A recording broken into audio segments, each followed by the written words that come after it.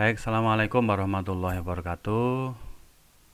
Eh, Puji syukur kan Allah SWT. Pada kesempatan ini Pak Agus akan berdiskusi dan menyampaikan materi tentang mengenal obat dasar untuk masa perawatan. Ini penting sekali sebagai tindak lanjut dari peran perawat di dalam kolaborasi pemberian obat dalam situasi tertentu, ya, kegawat daruratan. Perawat berhak untuk memberikan obat ya dasar kepada pasien ya. Oleh karena itu sekali lagi ini tolong diperhatikan, nanti kita akan membahas jenis-jenis obat dan juga fungsinya. Ya, ini harus dihafalkan ya, minimal nanti harus hafal, harus tahu, terus tahu cara pemberiannya dan diberikan pada kasus apa. Ini harus dipahami oleh perawat. Oleh karena itu dalam ilmu keperawatan sebetulnya peran perawat dalam pengobatan itu ada peran kolaborasi dengan profesi kedokteran, karena obat ini adalah hak prerogatifnya dokter. Sedangkan di dalam perawatan yang dilakukan ada dua, adalah observasi dan pemberian obat. Kita mengenal berbagai macam pemberian obat ya, mulai dari oral, parenteral, ada IC, IV, IM, SC ya, intravena ya, terus infus ya maksudnya, terus juga pemberian melalui vagina, melalui rektum, melalui vagina, rektum, uretra ya. Ini juga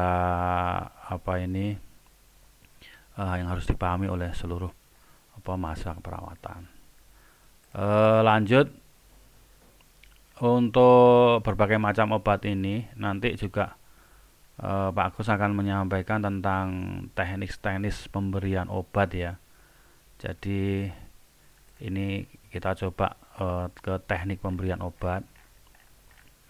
Jadi di dalam dasar pemberian obat pada pasien ini Pak Perawat atau disebut juga Pak Mantri kalau di desa ini adalah tugas delegasi atau situasi darurat. Tapi kenyataannya banyak perawat-perawat yang di daerah itu diminta untuk memberikan obat oleh masyarakat. Nah, ini harus dipahami ya. Salah satu sisi memang kita harus hati-hati karena ini sebetulnya harus merupakan kerjasama ya, proses kolaborasi dengan dokter. Tetapi dalam situasi darurat ini boleh ya. Boleh itu dalam tanda kutip ya, harus hati-hati dalam pemberian obat, terutama obat bebas yang boleh itu ya. Oleh karena itu nanti ya prinsip dasar ini harus dipahami dulu dalam pemilihan obat. Baik, di dalam pemberian obat ini ada prosesnya ya. Yang pertama itu kita penegaan sebuah penyakit dulu. Dengan apa? Dengan anamnesis, pemeriksaan fisik ya, anamnesis, pemeriksaan fisik, pemeriksaan lab, pemeriksaan penunjang ya. Nah, ini. Lah, anamnesis ini ada anamnesis dengan pasien atau auto anamnese dan anamnesis dengan keluarga pasien atau orang lain ya, alo anamnese ya. Auto itu dengan pasien, alo itu dengan orang lain, bisa keluarga, bisa pengantar pasien di rumah sakit ya, atau dengan orang-orang yang pada saat kejadian ada di sekitar tempat kejadian. Yang kedua adalah pemeriksaan fisik. Ya, pemeriksaan fisik ini meliputi inspeksi, palpasi, perkusi, dan auskultasi ya. Jadi pemeriksaan fisik ini mulai dari melihat, inspeksi, palpasi meraba, perkusi mengetuk, dan auskultasi itu mendengar. Ya, auskultasi dengan stetoskop, dengan garbutala ya, atau perkusi ketuk ya, mungkin dengan refleks hammer, palpasi dengan tangan kita, inspeksi dengan mata, atau dengan alat-alat yang lain untuk inspeksi seperti optalmoskop ya, kalau di telinga ada otoskop, kalau di hidung ada rinoskop dan lain sebagainya ya. Alat-alat untuk inspeksi itu sekarang semakin canggih, semakin banyak. Ini harus dipahami oleh seluruh mahasiswa sekalian. Selain pemeriksaan fisik, ini juga ditunjang dengan pemeriksaan laboratorium. Ya, ini nanti di buku Kapital Selekta Kedokteran itu sudah ada, tolong dilihat. Ada kimia klinik, ada darah lengkap, ada urin lengkap, ada feses lengkap ya. Ini feses lengkap ya. FL, urin lengkap ya, darah lengkap. Nah, ini pemeriksaan lab ini harus dipahami ya. Seperti itu. Jadi kalau contoh penyakit tipes abdominalis, apa pemeriksaan laboratoriumnya? Pemeriksaan Widal. Pemeriksaan untuk demam berdarah, trombosit. Pemeriksaan untuk hati, liver fungsi tes, SGOT, SGPT, HbSAg. Pemeriksaan ginjal, renal fungsi tes, apa aja? Bun, serum kreatinin, blood urea nitrogen dan serum kreatinin. Pemeriksaan jantung, EKG, laboratoriumnya apa?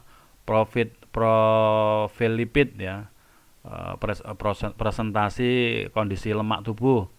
Ada 3 apa? Ada LDL, HDL dan TG, trigliserid ya. LDL itu kepanjangan dari low density lipoprotein, HDL itu high density lipoprotein, dan yang ketiga TG atau trigliserida. Ketiganya itu adalah profil lemak dalam tubuh kita. Penyakit hipertensi, penyakit jantung, penyakit stroke, ya ini perlu pemeriksaan profil lemak ya, ini perlu diperhatikan. Selain itu ada pemeriksaan penunjang ya. Ini berhubungan dengan radiologi, foto rongsen, foto X-ray ya, USG, ultrasonografi, EEG, elektroensefalografi untuk kepala, EKG, elektrokardiografi untuk jantung, ada lagi CT scan ya, computerized tomography scanning, ada lagi MRI, magnetic resonance imagery. Ya, itu perlu diketahui oleh perawat dalam mempersiapkan pasien untuk pemeriksaan penunjang. Ini harus ada pemeriksaan persiapan pemeriksaan khusus. Setelah itu, ini kalau sudah di lapangan ya, di puskesmas, di klinik, di tempat jauh dari unit pelayanan kesehatan, dalam kondisi kegawat daruratan atau manajemen bencana, ini Anda harus mengenal berbagai macam obat di dalam prinsip terapi. Ya. Prinsip terapi yang pertama, ini ada beberapa macam obat yang perlu kita kenal, adalah obat yang berfungsi sebagai profilaksis ya. Profilaksis itu mencegah ya, mencegah ini. Profilaksis itu mencegah. Apa aja contohnya? ATS, anti tetanus serum, mencegah penyakit tetanus dari bakteri yang namanya Clostridium tetani, yang dia hidup anaerob tanpa udara ya. Makanya luka yang tertutup itu resiko terjadinya tetanus. Makanya harus dibuka, dieksplor, dibersihkan, dan dikasih ATS. Contohnya digigit anjing, digigit kucing, jatuh di tempat yang kotor, setelah dibersihkan, dijahit, jangan lupa dikasih ATS. Ini profilaksis pencegahan ya. ADS, anti difteri serum. Ada lagi profilaksis untuk apa? Orang operasi tertancap besi yang berkarat. Nah, ini berarti operasinya nanti operasi kotor, sehingga sebelum operasi dia harus disuntik dulu dengan ATB, antibiotik ya, pre-operasi, karena lukanya luka kotor ya. Ini perlu Anda perhatikan ya. Ini profilaksis. Profilaksis itu adalah pencegahan. Yang kedua adalah simptomatik ya. Simptomatik itu menghilangkan gejala ya. Menghilangkan gejala itu ya gejala-gejala di dalam penyakit. Apa aja gejala itu? Nyeri, panas, mual, muntah, diare, gatel ya, atau pruritus, macam-macam gejala dalam penyakit ya, yang di rumah sakit itu banyak sekali gejala. Oleh karena ini gejala-gejala ini harus dihilangkan ya. Pakai apa? Kalau panas antipiretik, kalau nyeri analgesik, kalau diare anti diare ya. Itu simptomatik. Nah, yang ketiga adalah terapeutik. Terapeutik atau kausal, penyebab. Jadi terapi yang diberikan untuk menghilangkan penyebabnya ya. Untuk menghilangkan penyebabnya ya. Jadi penyebab ini diantaranya adalah anti kanker, antibiotik ya, untuk membunuh atau menghilangkan penyebab penyakit ya. Ini namanya terapeutik ya. Jadi antibiotik itu kalau yang atas tadi antibiotik profilaktik, ada juga antibiotik terapeutik. Kalau antibiotik diberikan pada pasien dengan tipes, itu namanya antibiotik terapeutik. Tapi kalau pada luka yang kotor, dirawat luka, ya, dijahit, itu antibiotik profilaktik, ya, pencegahan supaya tidak terjadi infeksi. Atau yang keempat itu tanpa obat. Ya, Pak Agus akan cerita. Jadi tanpa obat ini artinya ketika orang ketergantungan narkotik contohnya 10 mg ya, setelah itu kalau dia dosisnya kurang sakau ya, kejang-kejang terus reaksi ketergantungan obat, maka dia akan dikasih narkotik, tapi obatnya diturunkan jadi 9, 7 ya, 5, 3, 1, terakhir kosong. Nah, tanpa obat. Jadi disuntik air. Ya, itu namanya placebo ya. Obat untuk penipuan saja ya, untuk menipu tubuh bahwa seolah-olah sudah diberikan narkotika, padahal itu adalah air ya. Nah, ini tanpa obat. Nah, jadi tekniknya sekali lagi ada beberapa teknik untuk sakit profilaksis, simptomatik, dan terapeutik. Kita lanjutkan bagaimana cara memilih obat. Yang pertama adalah timbanglah manfaat dan resiko. Contoh begini, pasien dengan gagal ginjal, berarti proses eliminasi obat itu melalui ginjal, maka jangan berikan obat-obat yang bersifat nefrotoksik atau meracuni ginjal. Juga jangan memberikan obat yang bersifat liver toksik, ya, hepatotoksik, ya, meracuni hati, ya, seperti itu. Banyak nanti di label obat itu perhatikan, hati-hati pada pasien dengan gangguan faal liver dan faal ginjal. Ya, itu dilihat itu. Maka kalau ada warning seperti itu, kita juga harus hati-hati jangan memberikan obat kepada pasien yang mengalami gangguan liver dan gangguan ginjal ya.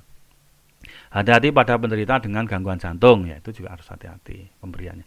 Hati-hati itu dalam arti boleh tidak harus di stop sama sekali enggak, tapi pemberiannya harus banyak pertimbangan.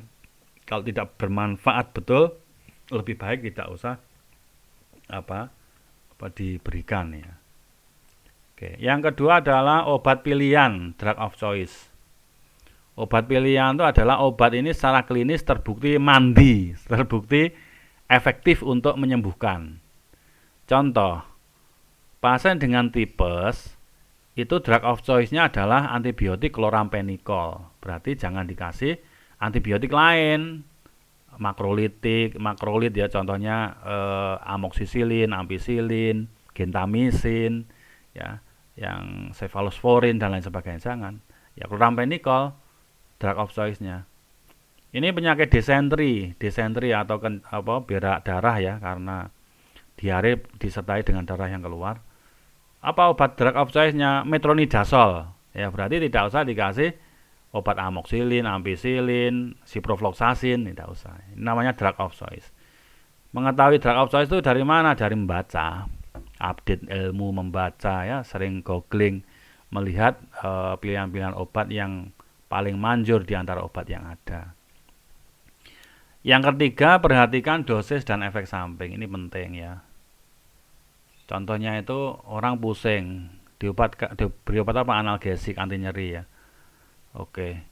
Apa boleh Pak dikasih analgesik plus dikasih antipiretik? Ya boleh saja, tapi dosisnya terlalu tinggi. Maka dicoba dulu dengan obat yang dosis ringan, minim efek samping, baru nanti dinaikkan dosisnya ya. Makanya dosis dan efek samping ini harus Anda perhatikan. Gunakan dosis terkecil, cari rute yang paling aman. Rute yang paling aman apa? Oral. Ya, melalui mulut. Karena gini, reaksi pemberian obat itu lebih cepat secara parenteral, secara intravaskuler, injeksi, itu yang paling cepat. Makanya kalau reaksi alergi juga cepat reaksi alerginya ya, lebih mematikan daripada yang oral. Oleh karena itu harus hati-hati, dicoba dulu dengan cara rute yang paling aman adalah per oral, selama pasien bisa makan dan minum ya, tidak ada gangguan mual, muntah, atau mulutnya itu trauma dan lain sebagainya. Ini sekilas saya review kembali tentang nasib obat di dalam tubuh kita. Jadi dosis yang diberikan ya ini judulnya adalah faktor-faktor apa yang dapat mempengaruhi respon pasien terhadap obat. Yang pertama, ketika dosis obat yang diberikan resep itu ini tergantung dari kepatuhan penderita minum obat dan mungkin ada kesalahan medikasi. Obatnya tidak tepat ya. Kesalahan medikasi ini kadang-kadang terjadi karena apa? Karena pemeriksaan fisik, anamnese, pemeriksaan penunjang yang tidak lengkap atau bahkan tidak dilakukan, hanya kira-kira terus dikasih obat. Nah, ini bisa juga terjadi kesalahan medikasi. Sesak, sama-sama sesak. Itu ada sesak karena asma, sesak karena jantung, sesak karena paru-paru. PPOK misalnya, penyakit paru obstruksi kronik. Ada TBC, asma, emfisema. Ini beda obatnya. Kalau sesak karena asma, bronkodilator. Kalau sesak karena jantung, ya digitalis, oksigen, diuretik. Kalau sesak karena